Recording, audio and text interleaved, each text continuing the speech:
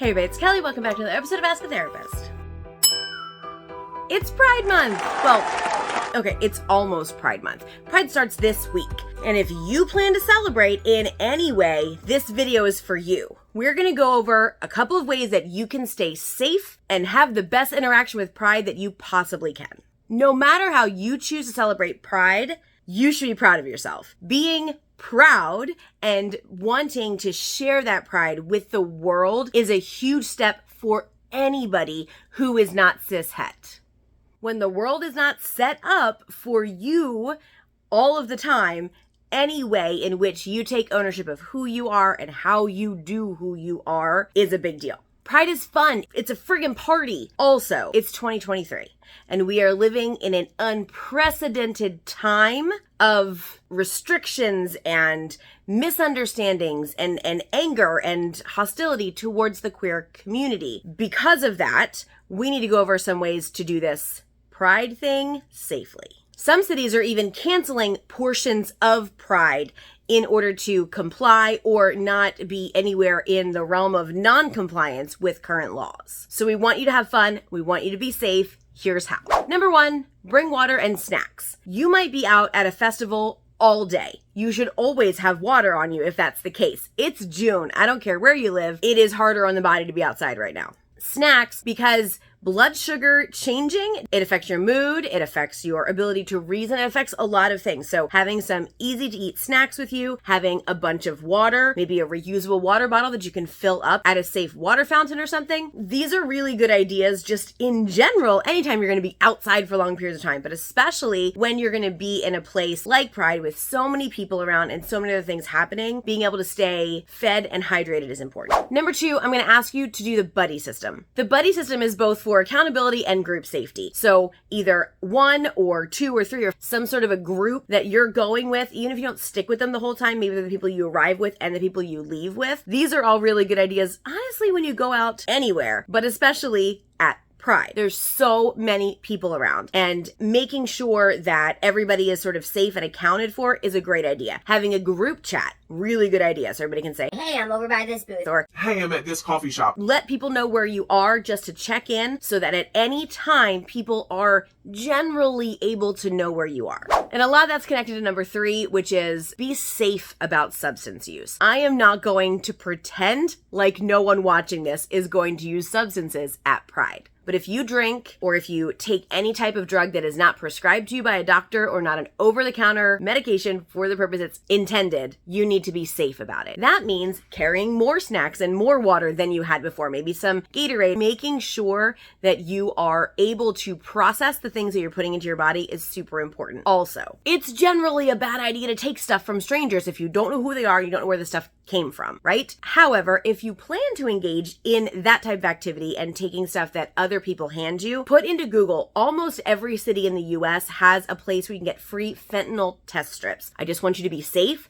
so test things before you consume them, especially if they come from a place that you're not familiar with. Letting someone know what you took, a good idea. If you're with the buddy system and somebody's there with you and they know you're taking it, that's different. But if not, I don't know, a note in your phone somewhere so people know what you have in your body so that they know how best to treat you should anything happen. It's all about safety. Number four, it's super important for you to remember that Pride at its heart is a protest. It is a time where people can affirm who they are, tell the world who they are, and be with other people who are generally safe to be with them as they are, right? Pride itself started as a protest. And the celebration of Pride Month is rooted in that protest and the recognition of the unfair treatment of our community, specifically those in our community who are trans and people of color.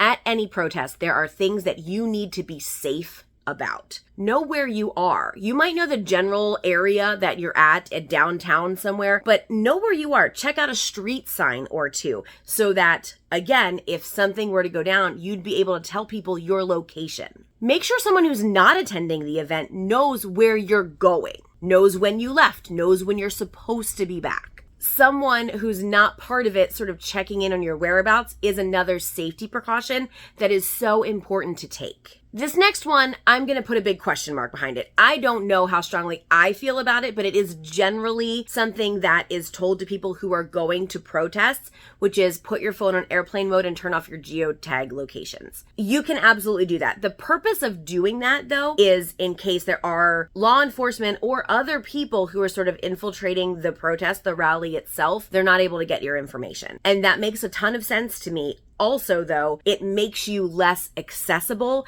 if something were to go down and you were to be hurt or something else were to happen. Kind of go with how you feel on that one. It's just an important thing to think about.